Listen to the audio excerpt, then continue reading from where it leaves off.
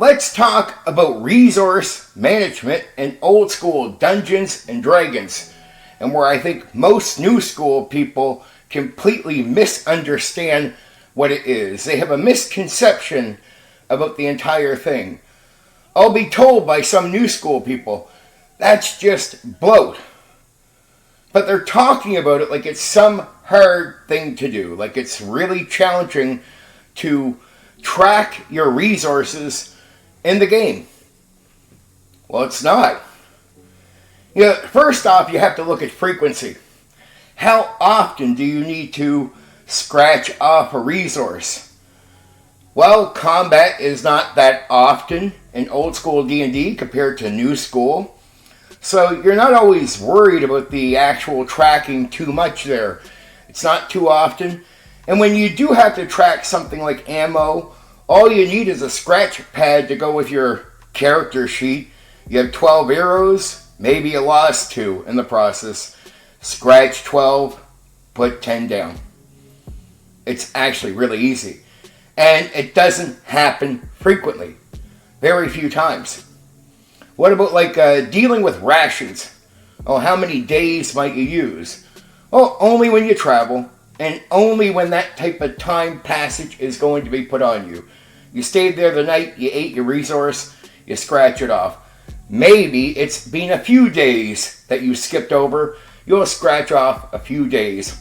Another little scratch pad, notepad type of thing with your character sheet. Doesn't take much. Scratch, new number. And it's not frequently.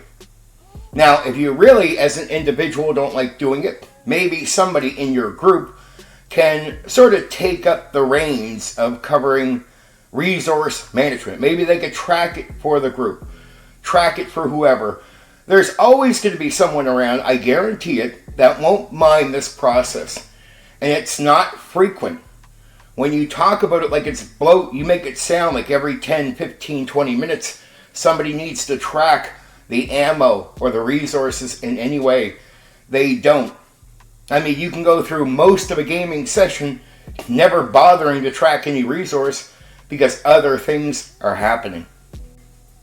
And let me also make a case that resource tracking is actually interesting for games. It's not just D&D that does it. Many games do it, tracking your ammo and whatnot. It's interesting to have to be careful not to run out of your ammo. And what do you do if you do? Right? That's actually an interesting dilemma to get into. And it makes it worthwhile when you're getting to a new town or city to be concerned about going to buy some new ammo, arrows, bullets, whatever game you're playing, whatever kind of ammo you need. It will give you a reason to go talk to people or do something. So it's not all that bad at all. Or finding food sources like, rations and whatnot. Just a reason to go do something. Again, it's not something you usually have to do too frequently. So the idea that you're always going to run out of ammo, doesn't happen that often. But it can if you're completely careless about the entire thing.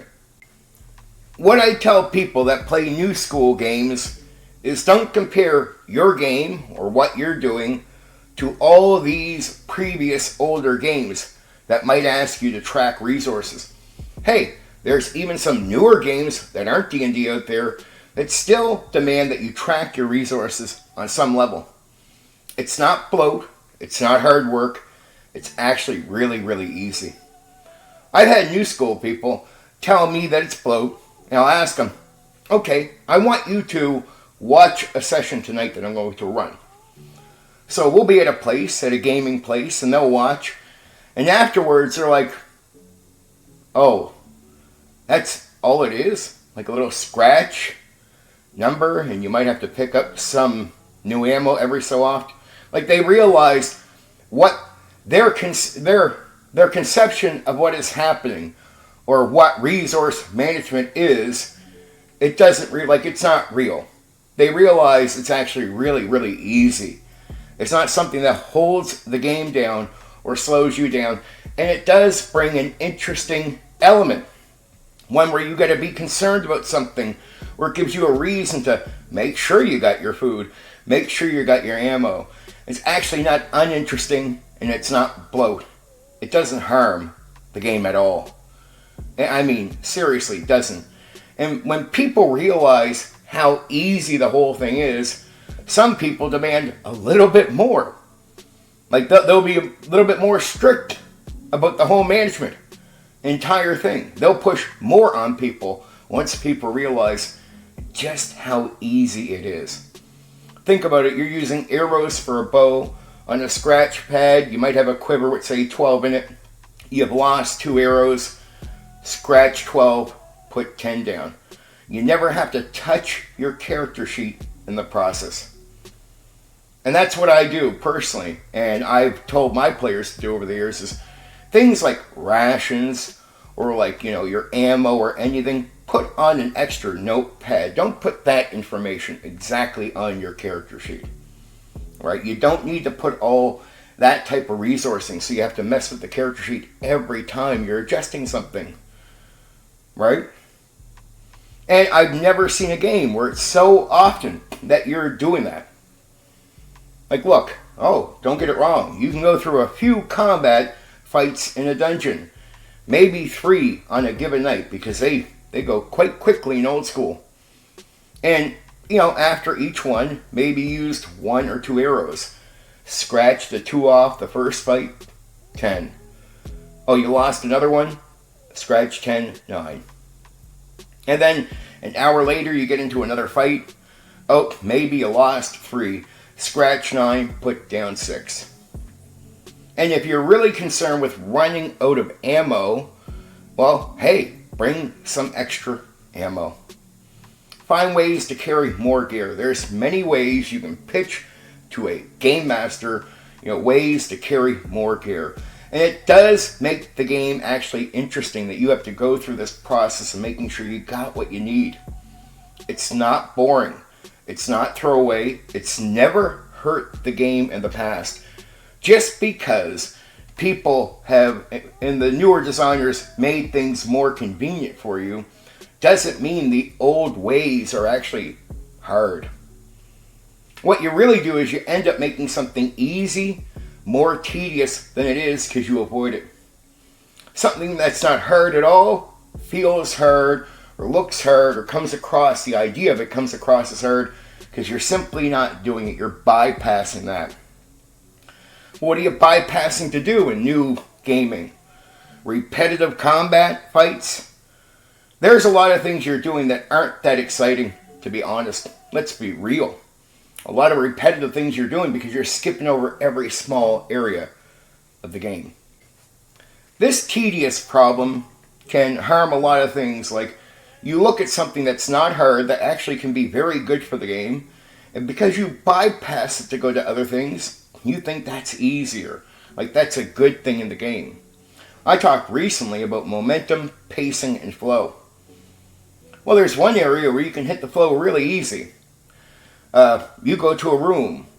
The game master describes to you what's in the room.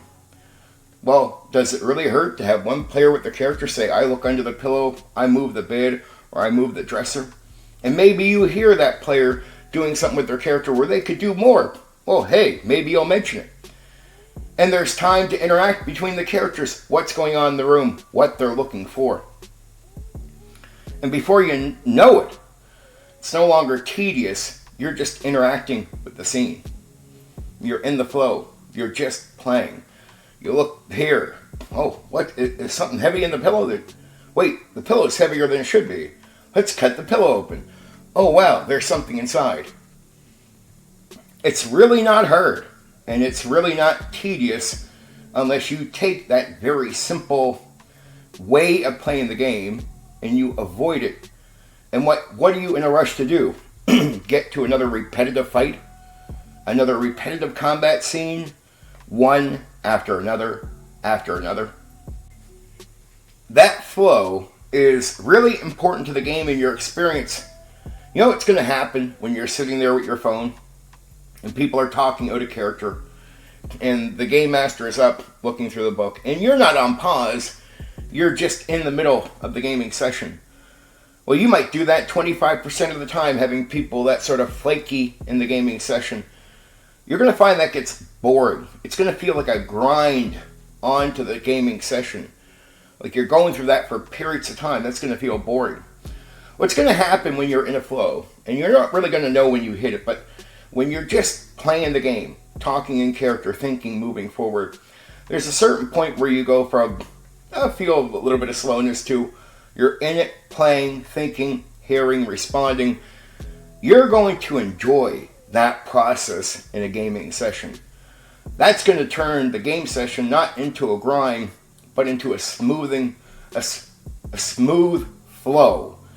And that flow can carry you right to the end of the session if you let it, to the point where a game master is looking at you saying, okay, that's our 3 hours for today. And you're like, no, that can't be 3 hours. That felt like no time has passed. But it has, because when you're enjoying yourself, when you're in the mode of playing, time feels like it just speeds by. When you're in the grind of waiting, slow, on the phone, waiting for a text, people talking on a character, there's a process of grind that is happening that doesn't allow time to go by that fast.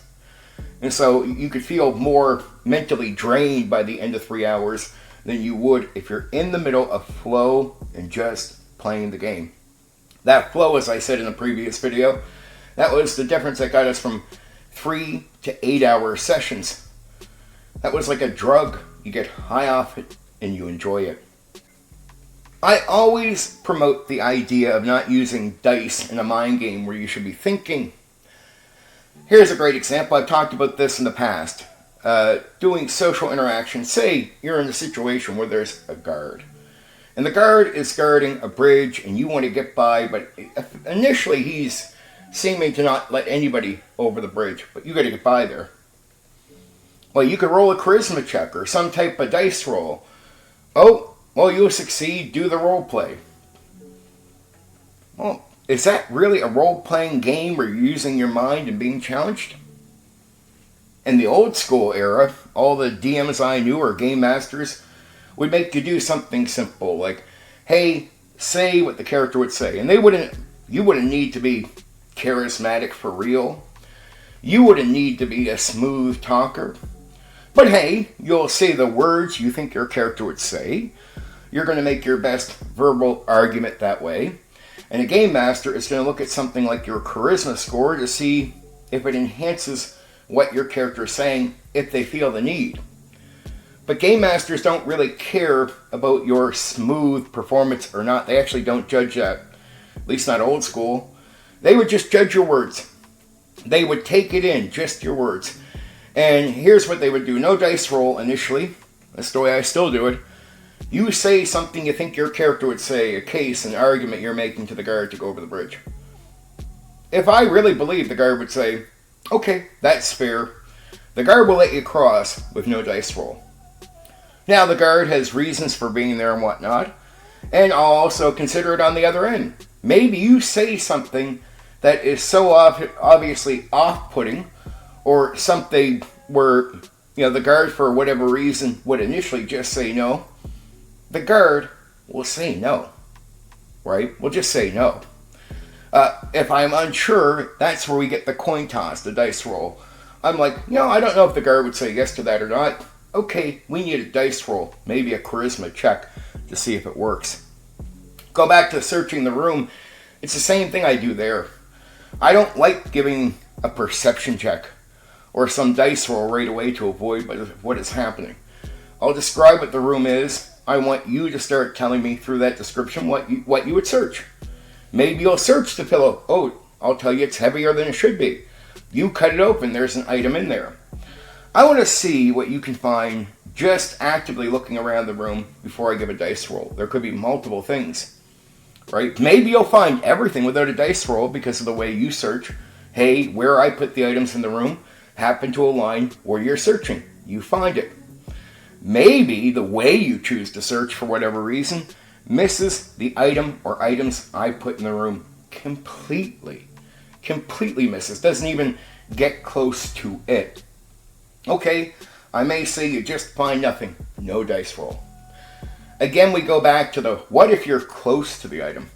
What if there's a hint that it's close by to where you're at or whatnot to what you're doing? Well, then I may give a dice roll, that coin toss, like a 50-50, to see if you see a hint or maybe even directly see something that tells you an item is there. I like challenging the mind, and when you use dice rolls to bypass thinking, you go from a mind game, a chess game, to a checkers game. And you find out it doesn't really take a lot of advanced thinking. I'm not saying anything here that would mean you have to be some super genius to achieve what I'm talking about or do that. The most simple amongst us can play the game that way with success as a player. I recently talked about something about skills, something I love in a game. Because I don't think skills allow players to cheat. I don't think it gives an unfair advantage to players. I think skills are a unique thing. You know, some of them could be dice rolling, like you're crafting something. Okay, that's just a dice roll to see what you craft. But I like skills with the concept that they're information and that you can use them in creative ways to try to solve the issues in front of you. Use them to get around things, come up with new ideas that you normally wouldn't think of off the top of your own head. Would you think that if you didn't have a skill to look at and consider about the skill? And so is it really doing something that is unfair for a player? No. What a skill does in reality is challenge the game master. And us game masters out there need to be willing to be challenged in a certain way, from improvising, making stuff up on the spot, to hey, what happens when the player comes up with something more than just off the top of their head based on some normal level of common sense? What if they say, I want to use a skill to try this, and the skill would allow the character to have some knowledge to be able to try that thing? Well, that could make you have to think, Game Master. Put a lot of thought into saying yes, or saying no, or coming up with a coin toss. And yeah, I'm one of these people that believe that not everything needs a dice roll, even a skill use. Sometimes your idea with no pressure around it just works. You want to ride that horse over there? Yeah, I'm going to allow it. You don't need to roll a dice for riding horses. But maybe the pressure on you riding through a chaotic situation on dangerous terrain, right? Maybe that's really dangerous. There's a dice roll needed. But either way, skills are there to help players come up with additional ideas, make the game more creative and fun for the players, and it doesn't hurt the game or make it unfair. It doesn't break the game to have skills in it. What it does is challenge game masters, and game masters should always be willing to take up that challenge.